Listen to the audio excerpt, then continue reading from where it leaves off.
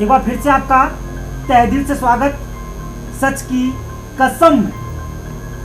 और शब्दों के सबसे बड़े जाल में बांध के रखा है हमने शब्दों के सबसे बड़े जादूगर, जिसके पास शब्दों का खजाना भी है, शब्दों का समंदर भी है। वो चाहे तो शब्दों से हमें भी उलझा दे, वो चाहे तो साफ बात का जवाब साफ साफ शब्दों में भी दे। एक बार दिल से स्वागत फिर से अर्जुन शर्मा का और जारी सवालों का सिलसिला। अर्जुन जी, एक और सवाल है।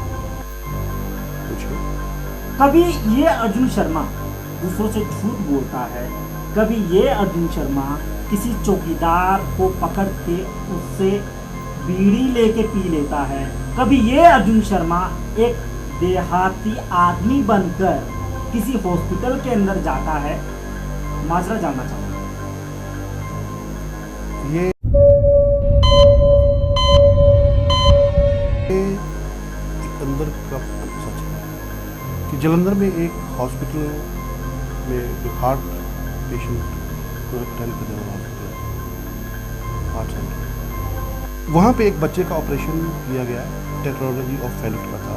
उसके चारों वॉल्व से उनमें से एक काम सिर्फ था। तो डॉक्टर ने यह दावा किया था प्रेस कॉन्फ्रेंस में कि हमने चारों के चारों वॉल्व ओके कर दिए और कल को ये बच्ची आपको नाचती हुई नजर आएगी। बच्ची की दूसरे दिन ही मृत्यु हुई, लेकिन वो डॉक्टर एक हफ्ते तक हम लोगों के पीछे पड़ा रहा कि आपने खबर जिस अखबार में खबर छप गई उसकी तो ठीक है, जहाँ नहीं छपे वो फॉलो करता है। तो मुझे बहुत ही पुष्ट सूत्रों से पता चला कि वो तो बच्ची मर चुकी है।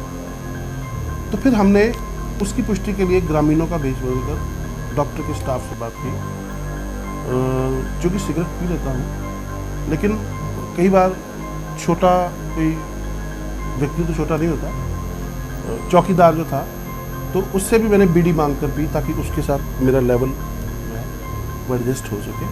और उसके बाद मैंने उनसे जो पुष्टि की, जो अंदर से पुष्टि हुई थी वही बाहर से हुई और ये तय पाया गया कि वो बच्चा मर चुका है। उसके बाद नवभारत टाइम्स पे वो जो स्टोरी थी वो बैनर आइटम छपी थी और उस पर मुझे अवार्ड भी मिला। अर्जुन शर्मा, आप खुद को भले ही कलम का सिपाही ना मानते हो, लेकिन आपको पढ़ने वाले पत्रकार के हिस्से से ये बात नहीं कह रहा हूँ, आप आपको समझ गए। मैं सिर्फ एक आम पाठक के तौर पर कह रहा हूँ। कभी खुद को आपने कलम का सिपाही नहीं माना, लेकिन क्या इस सिपाही के सामने कभी ऐसा वक्त आया कि सिपाही के आंखों से बहने वाले अश्क बेलगाम हो गए हो और कभी इस कलम के सिपाही ने उजाले से दूर हटकर अंधेरे को अपना मुकाम माना हो, अंधेरे में खुद को भीगता हुआ पाया हो? क्या जिंदगी का कोई ऐसा हिस्सा रहा आपके?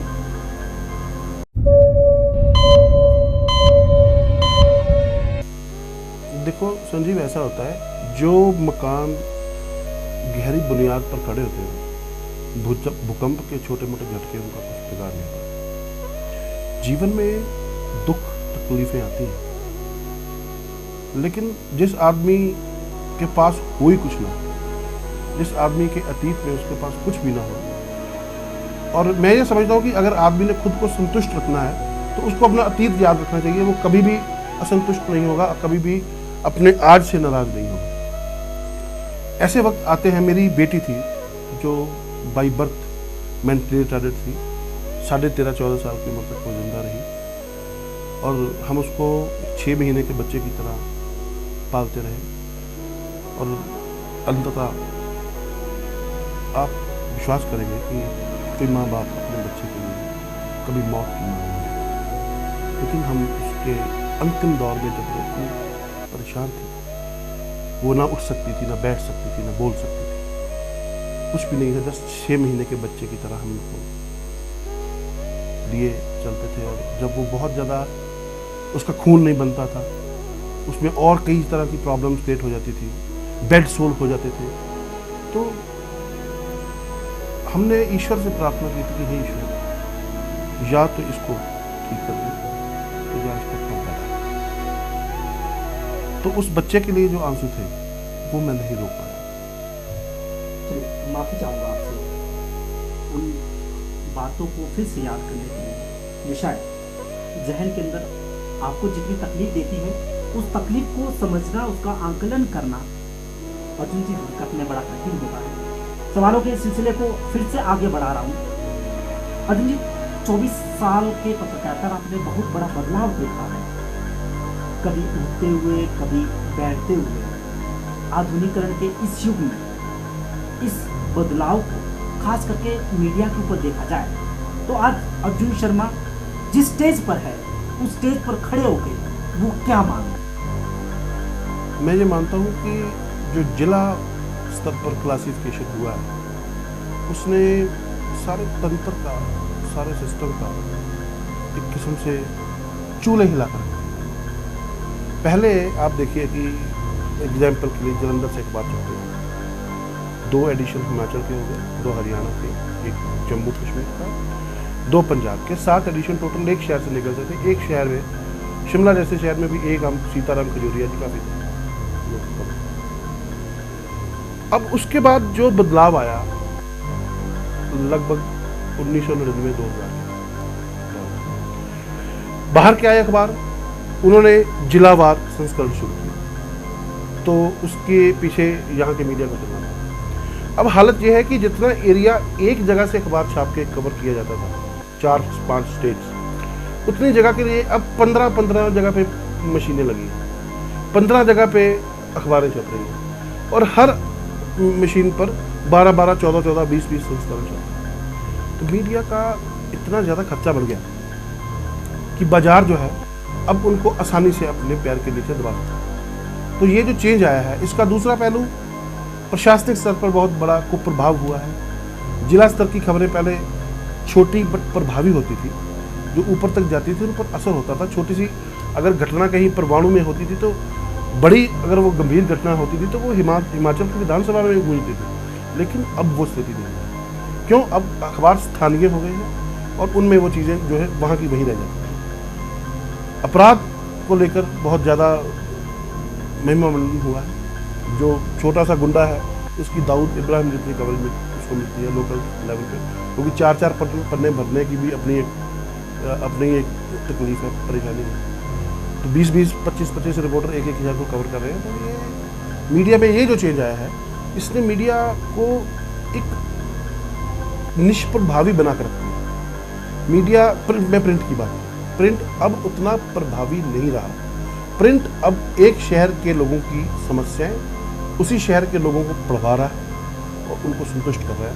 वो ये बेचारे नहीं जानते कि अपनी समस्या हम खुद अगर पढ़ेंगे तो क्या कर लेंगे। अगर ये किसी दूर तक जाए बात, तो बात भी हो, लेकिन वो दौर जो है, वो इस दौर के इलेक्ट्रॉनिक मीडिया रादर जो है वो ज़्यादा बढ़िया उसकी योगदान है, क्योंकि उनकी सीमाएं नहीं हैं। वो गली मोहल्लों में के बीच में बटा हुआ नहीं है। उसकी रीच जो है स्टेट लेवल तक है, इंटरस्टेट तक है, नेशनल लेवल तक है, इंटरनेशनल लेवल तक। तो वो मीडिया जो है वो ज़्यादा योगदान दे रहा है। और आज प्रिंट जो है वो इलेक्ट्रॉनिक मीडिया को, इंटरनेट मीडिया को फॉलो करके चल रहा है। शर्मा जी, एक और बात आपसे जानना चाहूँगा।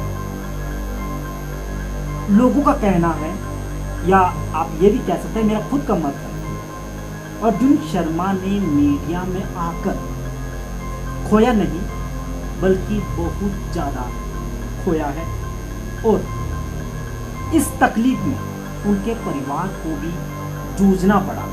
लेकिन अर्जुन शर्मा टस के मस नहीं। क्या मैं सही हूँ? देखिए, ऐसा है कि मीडिया में मेरी मान्यता है कि ये एक ललित कला है, फाइन आर्ट है। मीडिया जो है वो फिल्मी दुनिया की तरह ग्लैमरस पेशा है। इसमें जो लोग आते हैं उनको उनका अपना ग्लैमर होता है, उनकी अपनी सोच होती है, थॉट होती है। तो इस पेशे में आपको बेईमान होने के मौके मिलते हैं, आपको तटस्थ रहने के भी मौके मिलते हैं, आपको आंखें मूंदने की कीमत भी मिल सकती है, और आपको अपने सिद्धांतों पर खड़ा रहने के लिए इन सारी चीज़ों को नज़रअंदाज भी करना है। ये आपने चुनना है कि आपने किस रास्ते पर चलना। तो ये तो तय है कि अगर मैं किसी रास्ते पर चलता हूँ और वहाँ पर मुझे जाकर अपने आप को सरेंडर करना पड़ता है, या अपने आप को मैं वहाँ पे छोड़ के वापस आ जाता हूँ, तो मेरे परिवार को तो मेरे साथ वो फेस करना ही पड़ेगा। वो मेरे साथ नहीं है, वो हर किसी के साथ है। कोई भी अगर व्यक्ति जो है वो अगर सिस्टम के साथ नहीं तालमेल ज़्यादा कर सकता, नहीं उसके साथ कॉम्प्रोमाइज़ कर सकता, तो उसको जाना पड़ता है, तो उसका खमियाजा परिवार को भुगतना पड़ता है। लेकिन मैं आपको बताऊं कि मैंने अपना और अपने परिवार का रहन सहन और खान पीन का जो स्तर है, वो जीवन शैली आप कह लें ऐसी रखी ही नहीं है कि मुझे बहुत ज़्यादा की ज़रूरत हो। मुझे जितनी ज़रूरत होती है उतना मुझे मिल ही जाएगा, ये मुझे पता है कि जितना ईश्वर ने मुझे कर्म करने का मौका दिया है, वो ऐसा है कि एक शायर ने बहुत अच्छी बात कही है कि ज़िंदगी दी है तो जीने का हुनर भी देना, पाँव बख्शे हैं तो तौफीक के सफ़र भी देना, बोलना तूने सिखाया है कि मैं तो गूंगा था, अब मैं बोलूँगा तो बातों में असर। चलिए, उम्मीद है कि आपके इन अल्फाजों को जहन के अंदर समेटने वाले जहन के अंदर भी समेटेंगे, सीखने की चाहत रखने वाले इस चाहत को जिंदा ही रखेंगे। वक्त से माफ़ी चाहूँगा, आपसे भी माफ़ी चाहूँगा। हमेशा लगता है कि हर बहस के आगे वक्त हमेशा छोटा पड़ जाता है, लेकिन सवाल एक और भी है। अर्जुन जी, एक सवाल मैं आपके आंखों के अंदर पढ़ पा रहा हूँ। आपने कहा हिमाचल देवभूमि से आपका प्यार बहुत गहरा है, आपकी कर्मभूमि भी देवभूमि रही है, खास करके शिमला।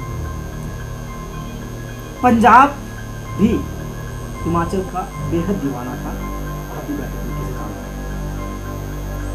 हैं। ऐसे हालात एक कलम की सिपाही के सामने क्यों आए कि उन्हें ना चाहते हुए भी हिमाचल की सरजमी को, हिमाचल की जमीन को अलविदा कहना पड़ा और फिर से हिमाचल लौटने की चाहत को ना चाहते हुए भी अपने जहन के अंदर जिंदा रखना पड़ा? संक्षिप्त में जवाब चाहूँगा। सवाल आपका बहुत बड़ा है, जवाब आप संक्षिप्त में चाहते हैं, लेकिन संक्षिप्त नहीं दूंगा, समय की सीमा का मैं भी ध्यान रखूँगा। देखिए, ऐसा है कि जब आपने ऐसा करना हो जो व्यवस्था ना चाहती हो, तो आपको उसकी कीमत देनी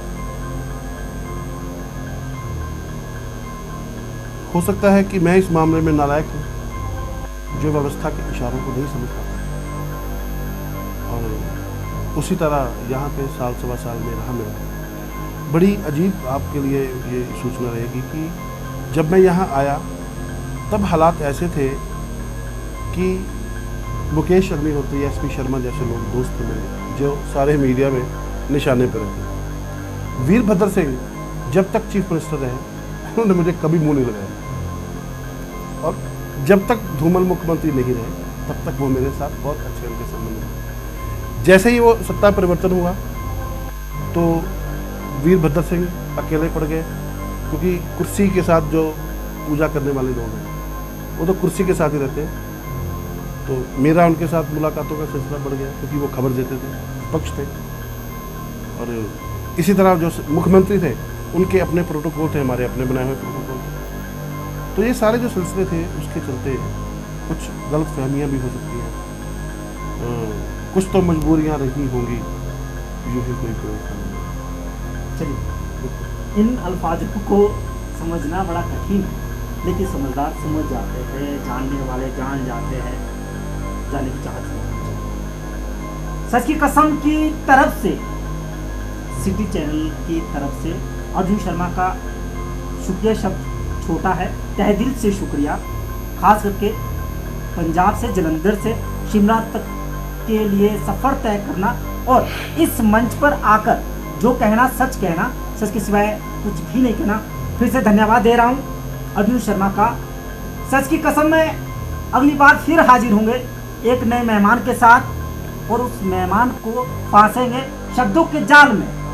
मकसद सिर्फ एक, आपके सामने सच आना चाहिए, सच आना चाहिए, सिर्फ और सिर्फ सच आना चाहिए। तब तक आप नज़र बनाए रखें हिमाचल की नंबर 1 आवाज़ पर। मेरी तरफ से आपको नमस्कार।